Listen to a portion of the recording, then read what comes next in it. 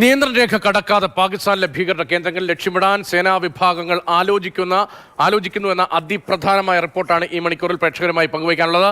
Lashkar E Taiba മേധാവി ഹാഫിസ് സയ്യിദിന്റെ ലാഹോറിലെ വസതിയിലെ സുരക്ഷ അതിനിടയിൽ പാകിസ്ഥാൻ വർദ്ധിപ്പിച്ചു.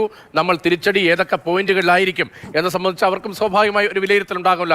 അതിന്റെ ഭാഗമായി ഭീകരരെ സംരക്ഷിക്കുന്ന നിലപാടാണ് പാകിസ്ഥാൻ കൈക്കൊള്ളുന്നത്. അതേസമയം സാങ്കേതിക സംവിധാനങ്ങളുടെ സഹായത്തോടെ അന്വേഷണം ശക്തമാക്കുന്നുണ്ട്. NIA, കുപ്വാര, ഉറി, അക്നൂർ എന്നിവിടങ്ങളിൽ വീണ്ടും പാക് പ്രകോപനം തുടരുകയാണ്. നമുക്കൊപ്പം ശ്രീനഗറിൽ നിന്ന് B ബാലഗോപാലും ഡൽഹിയിൽ നിന്ന് P ബസന്തും അർജുൻ പീതാംബരനുമാണ് ചേരുന്നത്. ആദ്യം നമുക്ക് ബാലഗോപാലിലേക്ക് പോകാം. ബാലു, അതിർത്തിയിൽ 6ാം ദിവസവും പാകിസ്ഥാനിലെ പ്രകോപനത്തിന് ഒരു അറുതിയില്ല. ഇന്ത്യ തിരിച്ചടിക്കുന്നുണ്ട്. അതോടൊപ്പം തന്നെ ഈ 8 പോസ്റ്റുകളൊക്കെ ഉപേക്ഷിച്ച് പാകിസ്ഥാൻ സൈനികർ മടങ്ങി പോവുകയാണ്. കാരണം ഇന്ത്യ എപ്പോൾ എങ്ങനെ തിരിച്ചടിക്കുമെന്ന ഭയം, ആശങ്ക അവർക്കുണ്ട്. അതിർത്തിയിലെ നിലവിലെ സ്ഥിതി എങ്ങനെയാണ്? അതോടൊപ്പം അന്വേഷണം എങ്ങനെ പോകുന്നു? ആര്യ പറഞ്ഞതുപോലെ തന്നെ ഈ അതിർത്തിയിൽ ഇന്ത്യ നൽകുന്ന ശക്തമായ തിരിച്ചടിക്ക്, പാക് പ്രകോപനത്തിന് നൽകിയ തിരിച്ചടിക്ക് അക്ഷരാർത്ഥത്തിൽ പാക് സൈന്യം ഈ അതിർത്തിയിലെ പാക് സൈന്യം ഈ ആശങ്കയിലാണ് എന്ന കാര്യത്തിൽ യാതൊരു തർക്കവുമില്ല. തുടർച്ചയായി 7ാം ദിവസമാണ് ഇന്ന് ഈ വെടിനിർത്തൽ കരാർ ലംഘിച്ചുകൊണ്ട് പാകിസ്ഥാൻ സൈന്യം ഇന്ത്യൻ സൈനിക പോസ്റ്റുകൾക്ക് നേരെ വെടിയുതിർത്തത്. ഇന്നലെ രാത്രിയും ഇന്ന് പുലർച്ചെയുമായി 3 മേഖലകളിലായിരുന്നു ഇങ്ങനെ വെടിനിർത്തൽ കരാർ ലംഘിച്ചുകൊണ്ട് പാക് സൈന്യത്തിന്റെ പ്രകോപനമുണ്ടായത്. ഉറി, കുപ്വാര, അതുപോലെ തന്നെ അക്നൂർ സെക്ടറുകളിലായിരുന്നു ഈ പാകിസ്ഥാന്റെ പ്രകോപനമുണ്ടായത്. ഇതിന് കനത്ത തിരിച്ചടി തന്നെ ഇന്ത്യ നൽകുകയും ചെയ്തിട്ടുണ്ട്. ആ തിരിച്ചടിയിൽ ഈ പാകിസ്ഥാന്റെ പല പോസ്റ്റുകൾക്കും കാര്യമായ നാശനഷ്ടം ഉണ്ടായിട്ടുണ്ട് എന്ന റിപ്പോർട്ടുകളാണ് പുറത്തു വരുന്നത്. ആര്യ ആദ്യം പറഞ്ഞതുപോലെ തന്നെ നേരത്തെ ഈ പാകിസ്ഥാൻ സൈന്യം അവരുടെ ചില അക്നൂറിലെ പോസ്റ്റുകളിൽ നിന്ന് ഒഴിഞ്ഞുപോയ കാര്യങ്ങളൊക്കെ പല മാധ്യമങ്ങളുമൊക്കെ റിപ്പോർട്ട് ചെയ്തിരുന്നു. കാരണം ഇന്നലെ അക്നൂറിൽ വെടിനിർത്തൽ കരാർ ലംഘിച്ച പ്രദേശത്തായിരുന്നു ശക്തമായ തിരിച്ചടി ഇന്ത്യൻ സൈന്യം നൽകിയിരുന്നത്. ഇതിന്റെ ഭാഗമായിട്ടായിരുന്നു ഈ സ്വന്തം കൊടിയും എടുത്ത് അവർ ഈ പോസ്റ്റുകളിൽ നിന്ന് ഉപേക്ഷിച്ചു പോകുന്ന ഒരു സാഹചര്യം ഉണ്ടായിരുന്നത്. പക്ഷേ ഇന്നും ആ മേഖലകളിൽ മറ്റു ചില ഭാഗങ്ങളിൽ അവർ പ്രകോപനം നടത്തിയിട്ടുണ്ട്. അതിനും ശക്തമായ തിരിച്ചടി ഇന്ത്യൻ സൈന്യം നൽകിയിട്ടുണ്ട്. ഈ പോസ്റ്റുകളിലും ഇന്ത്യൻ സേന തിരിച്ചടി നൽകുന്നുണ്ട്. അതിർത്തിയിൽ സംഘർഷഭരിതമായ അന്തരീക്ഷമാണ്. പക്ഷെ നമ്മൾ എന്താണ് ചെയ്യാൻ പോകുന്നത് എന്നത് അവർക്ക് അറിയില്ലല്ലോ. അതാണല്ലോ ഇതിൽ ഏറ്റവും പ്രധാനപ്പെട്ട ഒരു കാര്യം. നമുക്ക് പോലും അറിയില്ല എന്താണ് സർക്കാർ ആലോചിക്കുന്നത്. എന്തായാലും തിരിച്ചടി ഉടനുണ്ടാകും. വലിയ ലക്ഷ്യമാണ്. തകർക്കാൻ അധിക സമയമില്ല എന്ന് പ്രധാനമന്ത്രി ഉൾപ്പെടെ കഴിഞ്ഞ ദിവസം പ്രതികരിക്കുകയും ചെയ്തു. ഇപ്പോൾ ബാലൻ നിൽക്കുന്ന സ്ഥലത്ത് അവിടുത്തെ ഒരു അന്തരീക്ഷം എങ്ങനെയാണ്? ആളുകൾ വളരെ സമാധാനപരമാണോ? എന്താണ് സംഭവിക്കാൻ പോകുന്നത് എന്ന കാര്യത്തിൽ അവിടെ ആശങ്കയോ അല്ലെങ്കിൽ സൈനിക നീക്കത്തിൽ വലിയ പ്രതീക്ഷയും അവർ എങ്ങനെയാണത് പങ്കുവയ്ക്കുന്നത്? ഏറ്റവും പ്രധാനപ്പെട്ട കാര്യം ഈ കശ്മീർ ജനജീവിതത്തെ കാര്യമായ തോതിൽ ഇതൊന്നും ബാധിച്ചിട്ടില്ല. അവരുടെ ജനജീവിതമൊക്കെ സാധാരണ ഗതിയിൽ തന്നെ പോകുന്നുണ്ട്. കാരണം സ്കൂളുകളും കോളേജുകളും ഒക്കെ പ്രവർത്തിക്കുന്നുണ്ട്. വിദ്യാഭ്യാസ സ്ഥാപനങ്ങൾക്ക് പുറമെ മറ്റെല്ലാ സർക്കാർ ഓഫീസുകളും ഒക്കെ പ്രവർത്തിക്കുന്നുണ്ട്. നമ്മളിപ്പോൾ ഈ പലയിടത്തും സഞ്ചരിക്കുമ്പോഴൊക്കെ ഈ നാട്ടുകാരും മറ്റും അവരുടെ ഈ ദൈനംദിന പ്രവർത്തനങ്ങളിൽ അതുപോലെ തന്നെ ഏർപ്പെടുന്നത് കാണാൻ നമുക്ക് കഴിയാറുണ്ട്. പക്ഷേ കശ്മീരിലേക്ക് വരുന്ന വിനോദസഞ്ചാരികളുടെ ഒഴുക്ക് കാര്യമായി കുറവുണ്ട്. അതുകൊണ്ടാണ് ഈ വലിയ തിരക്കൊന്നും നമുക്ക് അനുഭവപ്പെടാൻ വേണ്ടി കഴിയാത്തത്. തിരിച്ച് ഈ സംഘർഷത്തിലേക്ക് തന്നെ വരികയാണെങ്കിൽ ഇന്ത്യ ശക്തമായി തിരിച്ചടിക്കുമെന്ന കാര്യത്തിൽ പാകിസ്ഥാന് യാതൊരു തരത്തിലുള്ള സംശയവുമില്ല. കാരണം അതിന്റെ ആശങ്ക കഴിഞ്ഞ 48 മണിക്കൂറായി പല തരത്തിൽ നമുക്ക് കാണാൻ വേണ്ടി കഴിഞ്ഞിരുന്നു. ഇന്നലെ അർദ്ധരാത്രി ചാടിയണീച്ച് പാകിസ്ഥാന്റെ ഈ വാർത്താവിനിമയ മന്ത്രി അതാറുള്ള തരാറിന്റെ വാർത്താ സമ്മേളനം അദ്ദേഹത്തിന്റെ വീഡിയോ സന്ദേശം പുറത്തു വന്നിരുന്നു. ഇന്ന് വരുന്ന ഏറ്റവും പ്രധാനപ്പെട്ട വാർത്തകളിലൊന്ന് ലഷ്കർ ഇ തോയ്ബയുടെ തലവനായ ഹാഫിസ് സയ്യിദിന്റെ സുരക്ഷ അവർ വർദ്ധിപ്പിച്ചിരിക്കുന്നു എന്നതാണ്. ഹാഫിസ് സയ്യിദ് ഈ സാങ്കേതിക അർത്ഥത്തിൽ പറഞ്ഞു കഴിഞ്ഞാൽ ഈ പാകിസ്ഥാനിൽ വീട്ടുതടങ്കലിലാണ്. അതുകൊണ്ട് അദ്ദേഹത്തിന്റെ സുരക്ഷ വർദ്ധിപ്പിച്ചു എന്നൊക്കെ അവർക്ക് പറയാം. പക്ഷേ ഈ പാകിസ്ഥാൻ സൈന്യത്തിന്റെ എലൈറ്റ് കമാൻഡോകളെയാണ് ഇപ്പോൾ ഈ സുരക്ഷയ്ക്ക് അവർ ചുറ്റും വിന്യസിച്ചിരിക്കുന്ന ഹാഫിസ് സയ്യിദിന്റെ. ബാലുവിലേക്ക് ഞാൻ തിരിച്ചു വരാം. ബസന്തും അർജുനും കൂടിയുണ്ട് ഡൽഹിയിൽ നിന്ന്. ബസന്ത്, ഇപ്പോൾ അറബിക്കടലിൽ ഗുജറാത്ത് തീരത്ത് നാവികസേനയുടെ അഭ്യാസം നടക്കുന്നുണ്ട്. മോക്ക് ഡ്രില്ലാണ്, പരിശീലനമാണ്. പക്ഷെ എന്നാലും അതൊരു ശക്തമായ സന്ദേശമാണ്, മുന്നറിയിപ്പാണ്. ആ മുന്നറിയിപ്പ് എന്നത് പാക് സേനയുടെ സേനാ വിന്യാസം ഉള്ളതിന് തൊട്ടടുത്താണ്. നോട്ടിക്കൽ മൈൽ ദൂരമേ ഉള്ളൂ എന്നതാണ് വരുന്ന റിപ്പോർട്ടുകളെ സൂചിപ്പിക്കുന്നത്. അത്രത്തോളം തന്ത്രപ്രധാനമായ കടലിടുക്കിൽ പാക് സേനയുടെ ഏറ്റവും വലിയ സേനാ വിന്യാസവും നാവികസേനാ വിന്യാസത്തിന് അവർക്കുള്ള പരിമിതമായ സ്ഥലവും, പരിമിതം എന്ന് തന്നെ പറയാം, ആ പരിമിതമായ സ്ഥലവും ആ സ്ഥലം വളഞ്ഞു നിന്നുകൊണ്ടാണ് നമ്മുടെ അഭ്യാസ പ്രകടനം. അല്ല, ഒരിക്കൽ നമ്മുടെ ഇന്ത്യൻ നാവികസേനയുടെ കരുത്ത് പാകിസ്ഥാൻ അറിഞ്ഞതാണ്. 71-ൽ പാകിസ്ഥാനെ രണ്ടായി കീറി മുറിച്ചതാണ് നമ്മുടെ നാവികസേന. അപ്പോൾ നമ്മുടെ നാവിക കര വ്യോമസേനകൾ സജ്ജമാണല്ലേ ബസന്ത്? തീർച്ചയായും സേനകളുടെ പരിശീലനവുമായി ബന്ധപ്പെട്ട നിരവധി വാർത്തകൾ, വിവരങ്ങൾ, ദൃശ്യങ്ങളൊക്കെ തന്നെ അവർ തന്നെ പുറത്തുവിട്ടിട്ടുണ്ട്. ഏറ്റവും പുതിയതായിട്ട് വരുന്നത് ഒരു ഉപഗ്രഹ ചിത്രമാണ്. അതിലേറ്റവും സുപ്രധാനമായി നമ്മൾ കാണുന്നത് പാകിസ്ഥാൻ നാവികസേനയും ഇന്ത്യൻ നാവികസേനയും നേർക്കുനേർ തന്നെ നിൽക്കുന്നു എന്നുള്ളതാണ്.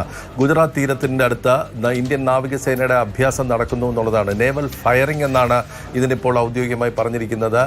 പാകിസ്ഥാൻ നാവികസേനയുടെ ഇന്ത്യൻ നാവികസേനയും തമ്മിലുള്ള വ്യത്യാസം വെറും 85 നോട്ടിക്കൽ മൈൽ മാത്രമാണ്. അതായത് വളരെ അടുത്ത് തന്നെ ഇരു നാവികസേനകളും ഇപ്പോൾ നില ഉറപ്പിച്ചിട്ടുണ്ട് എന്നുള്ള വിവരമാണ് വരുന്നത്. മെയ് 3 വരെ ഈ പരിശീലനങ്ങൾ തുടരുമെന്നുള്ള വിവരമാണ് നാവികസേനാ വൃത്തങ്ങൾ നൽകുന്നത്. അതായത് ഇന്നലെ തുടങ്ങിയ പരിശീലനമാണ്, അത് മെയ് 3 വരെ, അതായത് മറ്റന്നാൾ വരെ ആ പരിശീലനങ്ങൾ തുടരും എന്നുള്ളൊരു വിവരമാണ് നൽകുന്നത്. നാവികസേന നേരത്തെ തന്നെ ദീർഘദൂര മിസൈലുകൾ അടക്കം പരീക്ഷിക്കുന്നതിൻ്റെ ദൃശ്യങ്ങൾ അവർ തന്നെ പുറത്തുവിട്ടിരുന്നു. അതോടൊപ്പം തന്നെ കഴിഞ്ഞ 2-3 ദിവസങ്ങളായി ഇന്ത്യയുടെ യുദ്ധക്കപ്പലുകൾ, പടക്കപ്പലുകൾ വിവിധ കേന്ദ്രങ്ങളിൽ നിന്നും അറബിക്കടലിലും മറ്റുമൊക്കെ വിന്യസിച്ചിട്ടുള്ളതിൻ്റെ ചിത്രങ്ങളും അവർ പങ്കുവച്ചിട്ടുണ്ട് എന്നുള്ളതാണ്. സേനാ വിഭാഗങ്ങൾ, വ്യോമസേനയായിരുന്നാലും കരസേനയായിരുന്നാലും സമാനമായ പരിശീലനങ്ങളും സൈനികാഭ്യാസങ്ങളും വിവിധ സ്ഥലങ്ങളിൽ നടക്കുന്നു എന്നുള്ളതാണ്. ഓപ്പറേഷൻ ആക്രമണം എന്നുള്ള പേരിട്ടാണ് വ്യോമസേന മധ്യമേഖലയിൽ പരിശീലനം നടത്തുന്നത്. റഫാലും സുഖോയ് വിമാനങ്ങളും ഒക്കെ ഇതിന് ഉപയോഗിക്കുന്നുണ്ട്.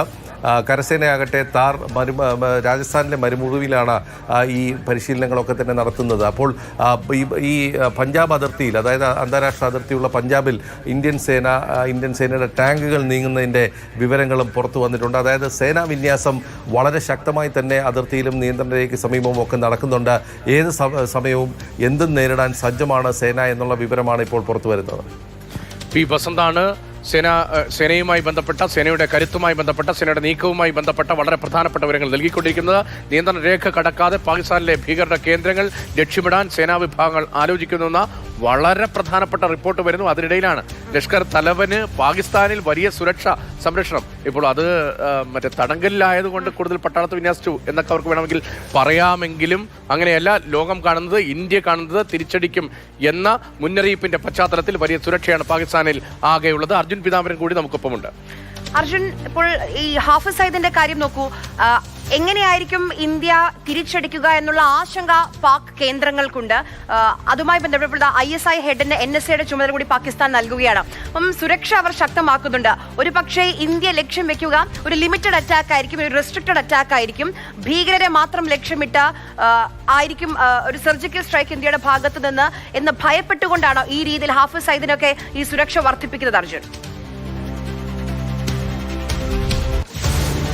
ആദ്യം നോക്കൂ, ഇപ്പോഴത്തെ അവസ്ഥയിൽ ഇന്ത്യയും പാകിസ്ഥാനും പരസ്പരം ഒരു തുറന്ന യുദ്ധത്തിലേക്ക് പോകാനുള്ള സാധ്യത കുറവാണ്. അല്ലെങ്കിൽ ഇരു രാജ്യങ്ങളും അത് ആഗ്രഹിക്കുന്നില്ല, ലോകവും അത് ആഗ്രഹിക്കുന്നില്ല. അതിൻ്റെ ഇമ്പാക്റ്റ് വളരെ വലുതായിരിക്കും. അതുകൊണ്ട് തന്നെ ഈ സർജിക്കൽ സ്ട്രൈക്കും അതുപോലെ ബാലക്കോട്ട് എയർ സ്ട്രൈക്കൊക്കെ മാതൃകയിൽ ഒരു കൺട്രോൾഡ് ആയിട്ടുള്ള കൃത്യം ലക്ഷ്യം വെച്ചിട്ടുള്ള ഒരു ആക്രമണം, അത് ഹാഫിസ് സയ്യിദ് പോലെയുള്ള കൃത്യം ഉന്നങ്ങൾ വെച്ചുകൊണ്ടായിരിക്കും ഇന്ത്യ നടത്തുക എന്നുള്ള റിപ്പോർട്ടുകൾ വരുന്നുണ്ട്. തീർച്ചയായിട്ടും ഇന്ത്യ നടത്താൻ പോകുന്ന ആക്രമണം എന്താണ്, അതിൻ്റെ ലക്ഷ്യം എന്താണെന്നുള്ളത് പാകിസ്ഥാനെയും അറിയിക്കേണ്ട ആവശ്യമില്ല, അതുപോലെ ഇന്ത്യയും അറിയിക്കേണ്ട ആവശ്യമില്ല. ആ നടപടികൾ കേന്ദ്ര സർക്കാർ കൈകൊള്ളുന്നുണ്ട്. അതിൻ്റെ പൂർണ്ണ സ്വാതന്ത്ര്യവും കരസേനയ്ക്കും സൈനിക മേധാവികൾക്കും നൽകിയിട്ടുമുണ്ട്.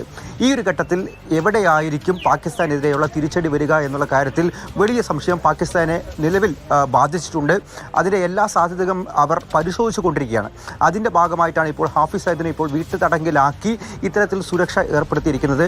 അത് UN മുമ്പും അതുപോലെ മുൻപാകിയും അതുപോലെ മറ്റു ലോകരാജ്യങ്ങൾക്ക് മുൻപാകിയും വീട്ടുതടങ്കലിലാണ് ഒരു ഭീകരവാദി എന്നുള്ള ഒരു പ്രതീതി വരുത്താൻ ശ്രമിക്കാമെങ്കിലും ഒരു ഭീകരനെ പരോക്ഷമായി അവർ പിന്തുണയ്ക്കുന്നു, സുരക്ഷ